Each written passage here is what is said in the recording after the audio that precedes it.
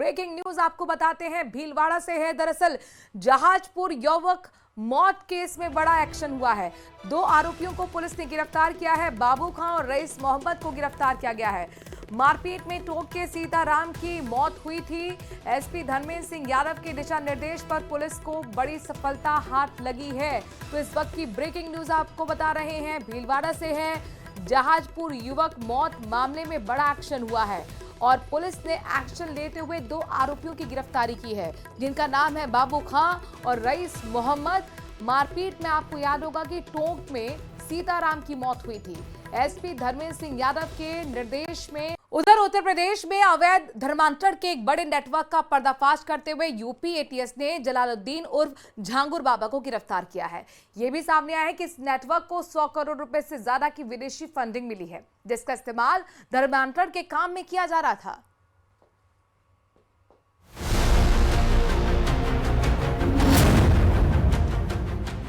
UP ATS ने लखनऊ से शख्स को गिरफ्तार किया है, जो एक ऐसा रैकेट चला रहा था जो बड़े पैमाने पर जबरन या लालच देकर धर्म परिवर्तन करने का काम कर रहा था।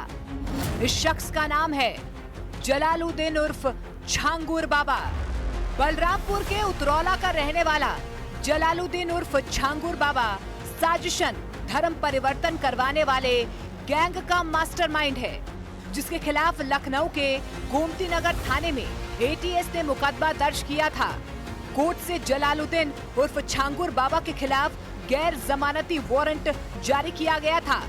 पुलिस की ओर से जलालुद्दीन पर 50,000 रुपए का इनाम रखा गया था।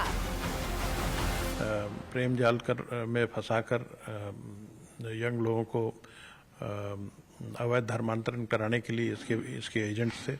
उन एजेंट्स को अलग अलग बिरादरी के लोगों के धर्मांतरण के लिए अलग अलग अमाउंट्स फिक्स थे और बड़ी धनराशि दी जाती थी। ये सब धनराशि इसे विदेशी फंडिंग के माध्यम से प्राप्त होती थी। बलरामपुर के उतरौला में इसने बेस बनाया था और वहीं से साजिश को अमली जामा पहना रहा था।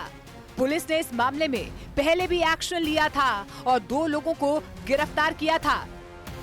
8 अप्रैल को इस मामले में झांगुर बाबा के बेटे महबूब और नवीन उर्फ जमालुद्दीन को गिरफ्तार किया गया था। अब इस मामले में मास्टरमाइंड जलालुद्दीन उर्फ झांगुर बाबा और नीतू उर्फ नसरीन को गिरफ्तार किया गया है। पुलिस के मुताबिक झांगुर बाबा का गैंग और उसका नेटवर्क इस्लामिक राष्ट्र बनाने के इरादे से जबरन और लालच देकर धर्म बदलने की साजिश में लगा हुआ था। जो इनका लिटरेचर है उसमें इस बात का जिक्र है कि ये एक इस्लामिक राष्ट्र की स्थापना करना चाहते हैं और जिस प्रकार से कन्वर्जेंस कर रहे हैं, इनका संभवतः एक डेमोग्राफी बदलने का प्रयास है। ये तस्वीरें कुछ दिन पहले की हैं, जब लखनऊ में विश्व हिंदू परिषद ने धर्म परिवर्तन कर चुके कुछ लोगों को हिंदू धर्म में वापसी करवाई गई और तब झांगुर बाबा का नाम सामने आया था और महिलाओं ने आरोप लगाया था कि इसके निशाने पर नाबालिग लड़कियां होती थीं, आर्थिक रूप से कमजोर लोग होते थे, मजदूर और विधवा महिलाएं भी थीं, जिन्हें आर्थिक मदद का लालच देकर, शादी का भरोसा देकर और डरा धमकाकर धर्म परिवर्तन के लिए मजबूर किया जाता था। हमें एक ताबीज दी और 2000 रुपए और गंदी नीयत से छुआ था। फिर हम उसके साथ कानपुर चले गए। वो मुझे फतेहपुर मस्जिद में ले गया। उसने मेरा जबरदस्ती निकाह कराया फतेहपुर मस्जिद में। इनका उद्देश्य ये है कि हिंदू लड़की को फंसाना। उनका कहना है एक काफिर से निकाह करना एक हज का सवाब है और हमारे यहाँ 3 तलाक ये सब होता है, तो उसके बाद हम लोग छोड़ देते हैं। अगर हमारे हिसाब से वो नहीं चलेगी, हमारे धर्म का प्रचार प्रसार नहीं करेगी, तो उसके हिसाब से हम लोग उसको या तो जान से मार देते हैं या तो उसको भगा देते हैं। धर्मांतरण का मास्टरमाइंड झांगुर बाबा पहले नग और अंगूठियां बेचा करता था, लेकिन बाद में अचानक उसके पास पैसे आने लगे और उसने बलरामपुर के उतरौला में आलीशान कोठी बनवा ली।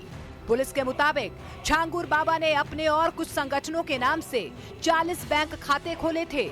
इन खातों में 100 करोड़ रुपए का लेन देन हुआ है। पुलिस के मुताबिक झांगुर बाबा को गल्फ देशों से फंडिंग मिलती थी। 40 से 50 बार झांगुर बाबा विदेश की यात्रा कर चुका था, जिससे झांगुर बाबा ने करोड़ों की संपत्ति बनाई। बलरामपुर के उतरौला में एक डिग्री कॉलेज खोलने की तैयारी में था।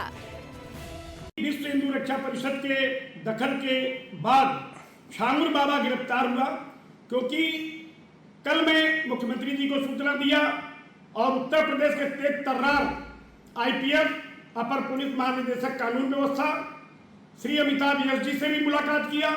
उन्होंने कहा जल्द कार्रवाई होगी और कार्रवाई करके इसकी गिरफ्तारी करके आपने दिखा दिया। महिलाओं का शोषण करना, रेप करना, धर्मांतरण कराना, तो आज में सबसे बड़ी बात यह है कि इसके जो संपर्क है पाकिस्तानी समेत कई इस्लामी देशों में है।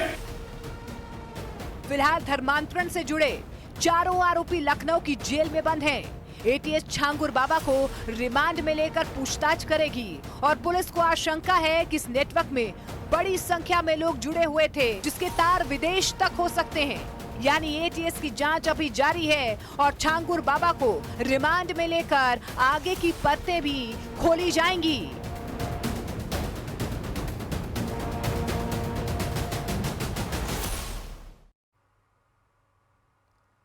और उधर दौसा में अवैध धर्मांतरण के खिलाफ लोगों का आक्रोश देखने को मिला है। लोगों ने JCB लेकर चर्च की तरफ कूच कर डाला। हालांकि चर्च के नजदीक खड़ी पुलिस ने हिंदू संगठनों के लोगों को रोकने की कोशिश की, जिस पर पुलिस और प्रदर्शनकारियों के बीच जमकर टकराव तक हुआ।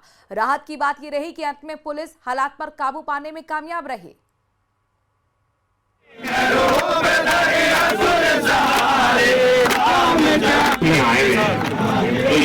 आप जिस भी उद्देश्य के लिए आए हैं, जिस भी कारण के लिए एकत्रित हुए हैं, आप अपना शांतिपूर्ण प्रदर्शन करें।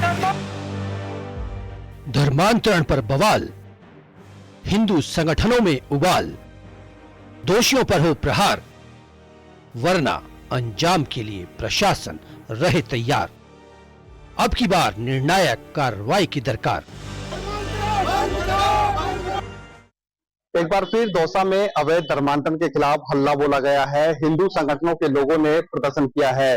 पिछले सप्ताह जब चर्च में अवैध रूप से धर्मांतरण की सूचना मिली थी, उसके बाद हंगामा हुआ था और पुलिस को शिकायत भी दर्ज की गई थी, लेकिन अभी तक 7 दिन में कोई कठोर कार्रवाई नहीं होने के विरोध में ये प्रदर्शन किया गया। कुछ हाथों में लठ है तो कुछ में बैनर, कुछ लोग JCB पर सवार हैं तो कुछ पैदल ही नारेबाजी करते हुए आगे बढ़ रहे हैं। ये लोग उस चर्च की तरफ बढ़ रहे हैं जो इनके मुताबिक अवैध धर्मांतरण का सबसे बड़ा अड्डा बन चुका है। पूरे जिले भर में यहाँ से एक धर्मांतरण का, अवैध धर्मांतरण का रैकेट चला रखा है इस व्यक्ति ने, और इस व्यक्ति और इसके 2 सहयोगियों के खिलाफ विश्व हिंदू परिषद बजरंग दल ने वाद दायर कराया है। हमारी ये मांग है प्रशासन से कि उस वाद पर कार्रवाई करके उचित अनुसंधान कर इस दोषी व्यक्ति को और सजा दी जाए।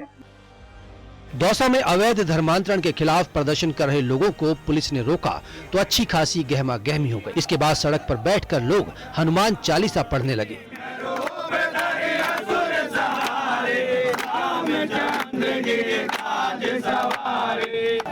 अब हिंदू संगठनों के आक्रोश की वजह समझिए।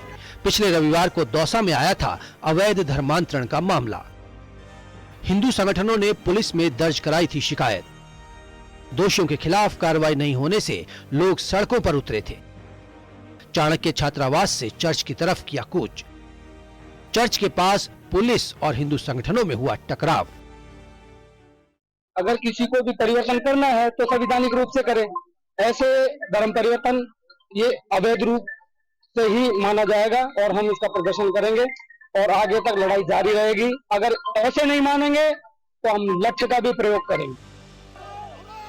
प्रदर्शन के दौरान भीड़ और पुलिस के बीच कई बार टकराव हुआ। भीड़ चर्च की तरफ बढ़ना चाहती थी, जबकि पुलिस भीड़ को नियंत्रित करने की कोशिश करती रही। हालांकि पुलिस के अधिकारियों का कहना था कि हिंदू संगठनों की तरफ से जो शिकायत दर्ज कराई गई है उसकी जांच की जा रही है। जांच की जा रही है। इनके जो संबंधित पक्ष है उनके बयान लिए गए हैं, जो जिन पर आरोप लगाए गए थे उनके भी बयान लिए गए हैं। अन्य साक्ष्य जुटाए जा रहे हैं और जो गवाह हैं उनको उपस्थित होने से पाबंद किया गया है और अग्रिम अनुसंधान, अग्रिम जांच जारी।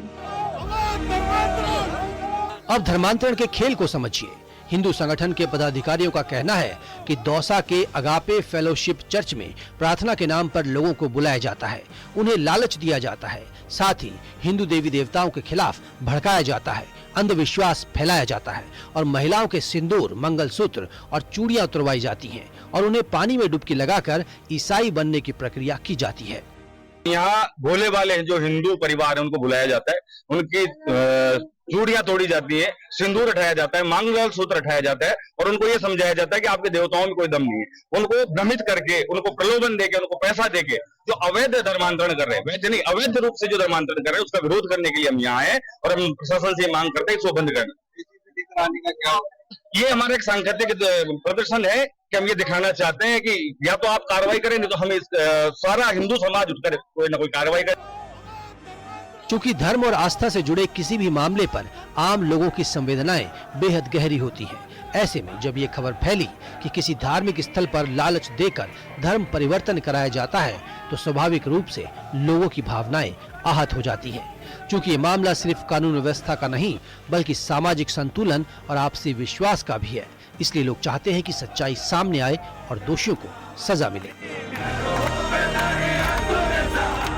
देखने वाली बात होगी कि इस अवैध धर्मांतरण के केस में क्या कार्रवाई होती है। हालांकि पुलिस का ये कहना है कि दोनों ही पक्ष के बयान दिए गए हैं, जो भी सबूत सामने आएंगे उन सबूतों के आधार पर इस पूरे मामले में आगामी कार्रवाई की जाएगी। आशीष शर्मा, न्यूज़ 18, दौसा।